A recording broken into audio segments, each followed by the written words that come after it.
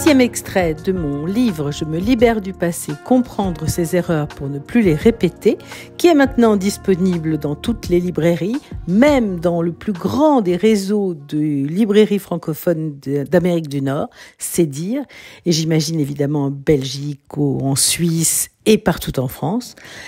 Voilà donc ce 6e extrait. La verbalisation, si précieuse pour identifier la cause d'une angoisse, reste l'élément déterminant dans la quête du mieux-être. Ce qui reste flou opacifie également notre humeur.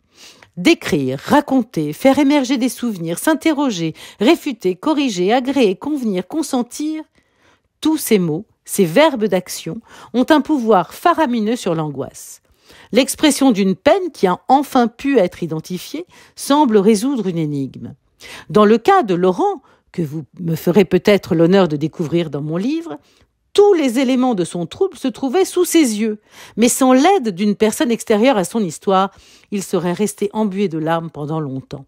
Il me semble donc déterminant de se confier, de s'en remettre à un psychanalyste pour comprendre ce qui ne va pas, c'est-à-dire ce qui n'est pas clairement défini. C'est la clarification de sa posture contradictoire qui a valu à Laurent de ne plus être angoissé. Il a parfaitement compris 4 choses essentielles. Premièrement, qu'il est possible d'aller mieux très vite, sa psychanalyse réussie détenant dans ma carrière le record de brièveté. Deuxièmement, que sa boule dans la gorge lui a permis d'entreprendre une démarche analytique providentielle pour le ramener à une meilleure humeur.